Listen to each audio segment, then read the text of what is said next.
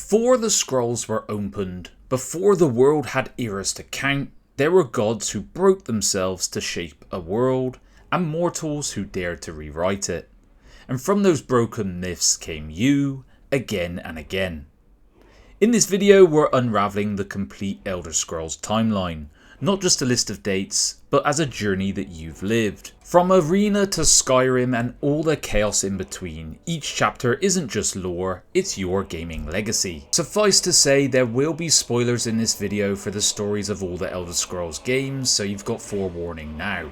Welcome to the Gaming Hearth, I'm Tom, and here we dive into giant timelines with a mug of mead, a warm fire, and absolutely zero guarantees of chronological safety.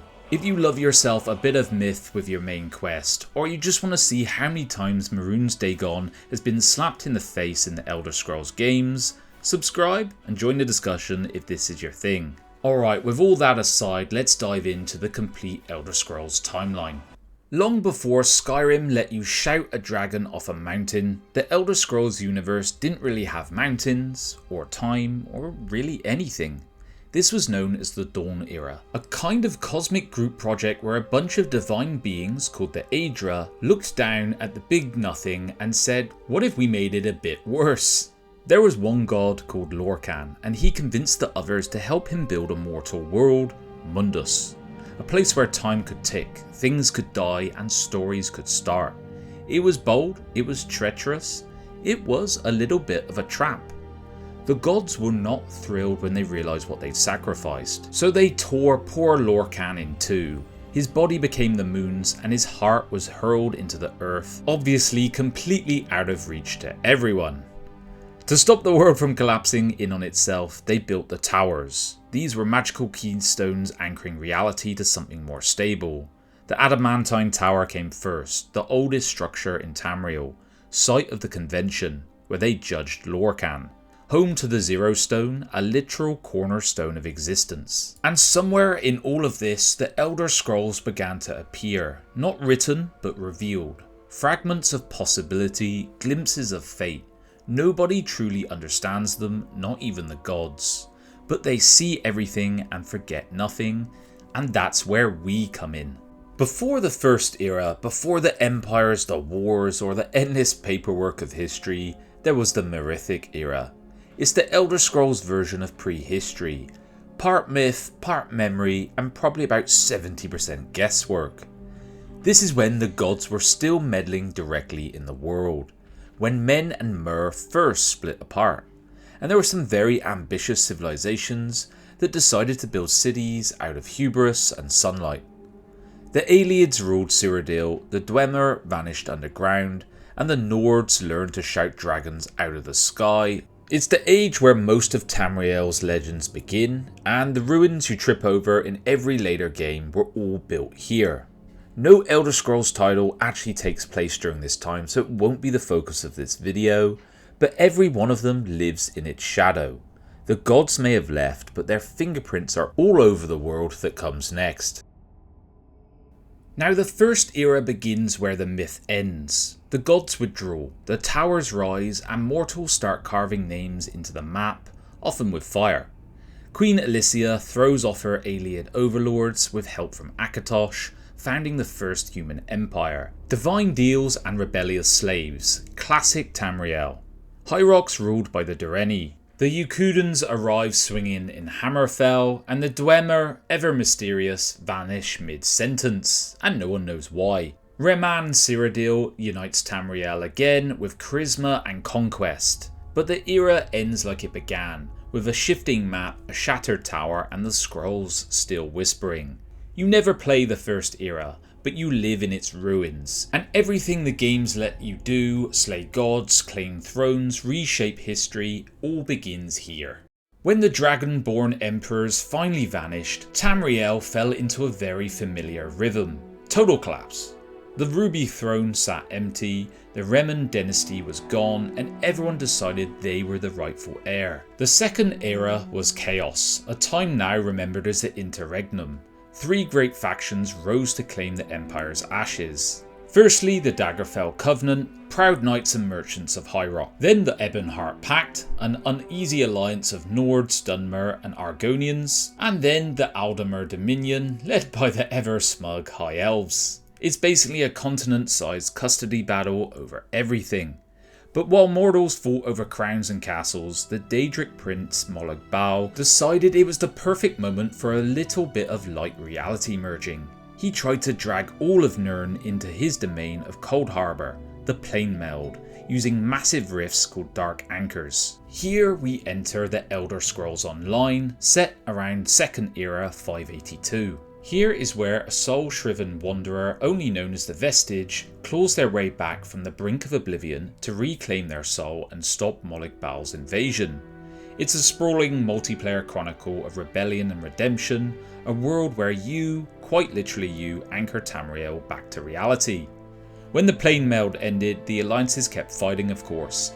It is Tamriel after all, but the Vestige became a quiet legend who saved the world between worlds. And while the Daedra licked their wounds, another legend was already stirring.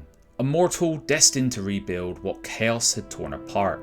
His name was Tiber Septim, or in the days before godhood, General Talos.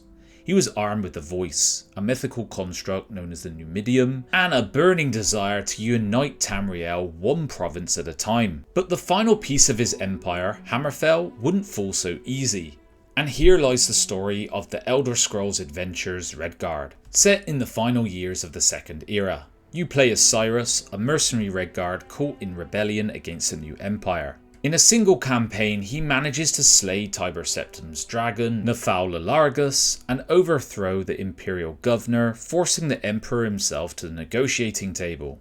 Not really bad for a bloke with just a cutlass and a grudge. Tiber Septim was impressed rather than insulted, and signs a peace with Hammerfell, and this was in 2nd Era 896, uniting all of Tamriel under his banner.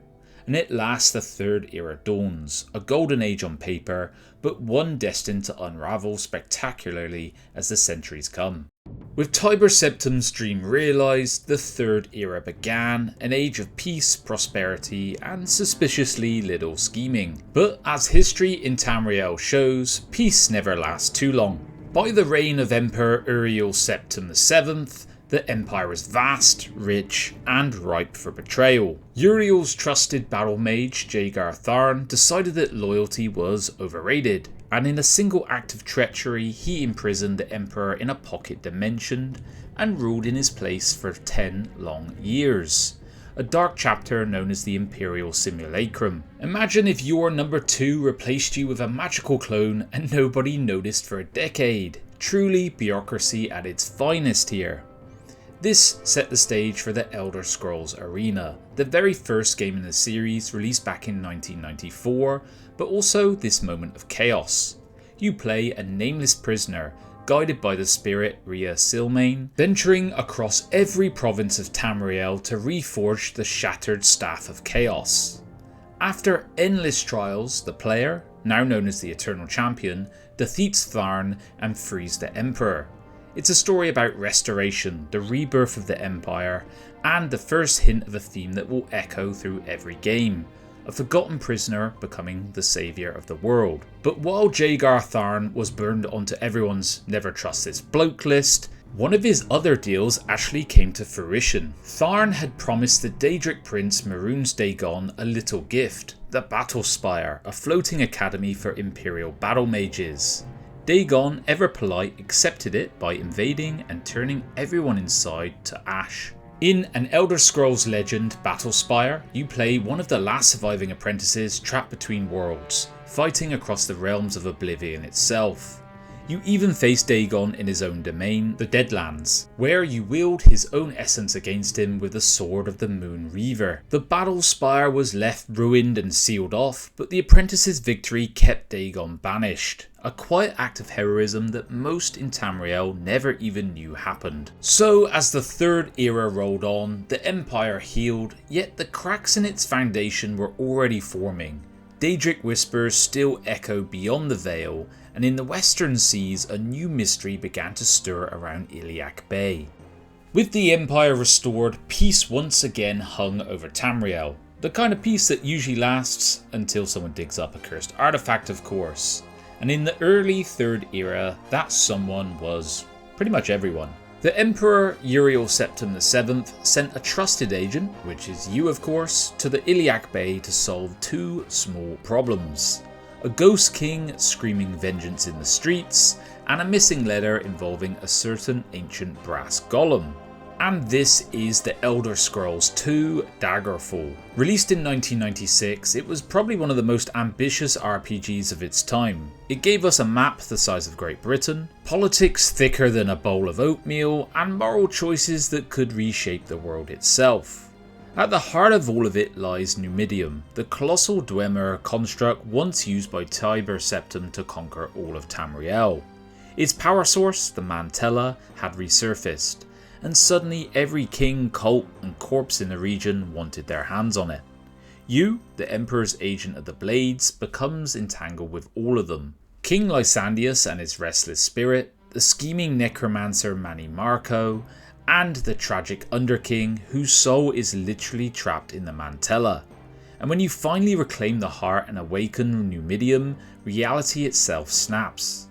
This event, the Warp in the West, or also known as the Miracle of Peace, is one of the strangest moments in Elder Scrolls history. Time fractures, multiple endings occur at once, and when the dust settles, the hundreds of feuding city-states somehow have become three kingdoms: Daggerfall, Wayrest and Sentinel. And of course the orcs finally carve out their homeland, Orsinium. It's as if the Elder Scrolls decided this is getting ridiculous and just rewrote the whole region overnight. The agent's actions, your actions, suddenly bring a miraculous peace. The Iliac Bay stabilizes, the Emperor takes credit, and the world quietly pretends not to notice that time just folded in on itself. But the cost of these miracles is never cheap, because far to the east, in the shadow of a volcano, something ancient was stirring, and the next hero's destiny was already being written in ash. So the Iliac Bay was at peace, at least by Tamriel's standards, but far to the east, beneath the shadow of Red Mountain, a new prophecy was waking. In the Elder Scrolls III Morrowind, we step into a land unlike any other, a place of ancient houses, alien gods, and mushrooms big enough to rent as apartments. And you arrive, of course, not as a hero, but as a prisoner, nameless, forgotten, and naturally destined to save the world. It's a theme Bethesda never quite got tired of, and thank goodness for that in my opinion. The Emperor sends you to Morrowind with secret orders, and before long whispers spread that you might be the Nerevarine. That is the reincarnation of Induril Nerevar, the legendary hero who once united the Dunmer and fought beside their living gods, the Tribunal. And to fulfill the prophecy, you must do the impossible. Unite feuding great houses, earn the trust of the Ashlander tribes, and stand before gods themselves. And so, guided by the enigmatic god hero Vivek, you ascend Red Mountain to face Dagoth-Ur, a fallen friend of Nerevar turned divine madman who dreams of remaking the world in blighted flesh, and I've made a bigger video on him recently, so check that out. But at the heart of his fortress lies the heart of Lorkhan, the literal engine of creation, and it's your job to destroy it. Using the ancient Dwemer tools, Keening, Sunder and Wraithguard, you sever Dagoth-Ur's link to the heart, ending his reign and the divine powers of the Tribunal with it. The blight fades, the people are freed, and the prophecy is of course fulfilled. But of course we all know prophecy is a double-edged thing. The Tribunal's fall leaves Morrowind vulnerable, its gods are gone, its future uncertain. And though Nerevar brought salvation, he soon vanished, sailing east to Akavir, leaving behind only rumours, statues, and the question every Elder Scrolls hero eventually faces: what happens to a saviour when there is nothing left to save? Because soon another fire would light the sky, and this time the Daedra wouldn't wait to be invited. The Third Era had endured rebellions, betrayals and gods falling from the sky, but nothing prepared Tamriel for the day the heavens themselves caught fire. In the Elder Scrolls IV Oblivion, the story begins not with a coronation but a funeral. and that's Emperor Uriel Septim VII, the last of his line. He's assassinated, and with his death the sacred dragon fires go out. The barrier between worlds flickers, and the Daedra pour through. Across Cyrodiil, flaming Oblivion gates erupt like open wounds, each one a portal to the Deadlands, the realm of Mehrunes Dagon. Cities are burning, kingdoms fall, and for once no one is arguing about bloody taxes. And you begin again as a prisoner, because some traditions are just sacred. Thrown into destiny's path when the dying emperor presses the Amulet of Kings into your hands. Your task, find his hidden heir, Martin Septim. A humble priest who'd rather stay humble, thank you very much. But together you still close the gates, one searing portal at a time, culminating in the desperate battle for Bruma, where you and Martin lead an army of mortals against a literal siege engine from Oblivion. It's one of those rare moments when all of Tamriel agrees on something, mainly that being roasted alive by Daedra isn't very ideal, but victory comes at a cost. To end the crisis, Martin sacrifices himself, shattering the Amulet of Kings and merging with the spirit of Akatosh, the dragon god of time. In a blaze of divine fury, he becomes a living dragon, locking blades with Mehrunes Dagon, hurling the Daedric prince back into Oblivion. When the light fades, the dragon is stone, Martin is gone, and the third era ends with his final breath. No heirs, no divine covenant, just silence, and one mortal hero left standing in the ruins. The empire does survive, albeit barely. New rulers rise, the Mede dynasty takes the throne, and the gates of Oblivion are sealed for now. But history has a habit of looping back on itself, and prophecies have a way of keeping their receipts. Because when the dragon fires dimmed in Cyrodiil, far to the north a different kind of fire was waking, one carried out in the blood of mortals who could shout down the very sky. The fires of Oblivion had cooled, but Tamriel's peace was only an ember. The empire had been fractured, ruled by a new dynasty with no dragon blood to bind the covenant of old, and in the cold north civil war brewed, a clash of brothers over thrones, gods and ghosts of glory. This is Elder Scrolls V Skyrim, set in 4th era 201, an age of fading empires, fraying faith and forgotten prophecies. You begin, as ever, in chains, because why not? A prisoner bound for execution in a backwater village called Helgen. But fate has a sense of humour, and just as the axe is raised, the sky tears open, and Alduin, the World Eater himself, returns. In that chaos, you escape, and soon after, you slay your first dragon, its soul burns into yours, and in that breath the truth dawns, you are Dovahkiin, the Dragonborn, the mortal child of dragons destined to devour their souls and restore the balance of the world. Summoned to High Hrothgar, you learn the ancient way of the voice, the power of words that shape the very air, and when you speak, mountains answer. Not bad for someone who, 30 seconds ago in this story, was about to be decapitated. But you're guided by the Greybeards, hunted by the Blades, and shadowed by the civil war raging across Skyrim, and you uncover the prophecy of Alduin's return, and the Elder Scroll that reveals how ancient heroes once banished him through time itself. Armed with the forgotten shout Dragonrend, you face Alduin one final time in Sovngarde, the misty hall of the Nordic dead, where the souls of heroes lend you their voices in the ultimate battle. With a roar that shakes eternity, you cast down the World Eater. The end of all things is delayed, and for a moment Tamriel breathes again. But Skyrim doesn't end with Alduin's fall. You hunt the vampire Lord Harkon, who would devour the sun itself. You battle Merethic, the first dragonborn across the Isles of Solstheim. And in doing so, you become something the world hasn't seen since the First Era, a living legend in your own age. And so the prophecy turns again. The Dragonborn walks the land, the Empire limps on, and the Dominion plots in the shadows. The gods are silent, the scrolls whisper, and somewhere beyond the horizon another hero is being born. And so the wheel turns once more. The gods are quiet, the dragons are gone, and the Empire clings to what little remains of its glory. Tamriel stands in an uneasy place, not because the wars are over, but because everyone's too exhausted to start new ones. In the 4th era, the Aldemir Dominion tightens its grip. The Empire of Medes limps on, its banners fading, its legions stretched thin. Hammerfell stands proud and defiant, the only province to cast off the Dominion's yoke entirely.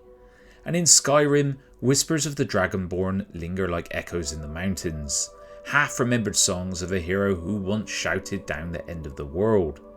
History, it seems, is never short on volunteers for destiny, and the story doesn't end with Alduin's fall.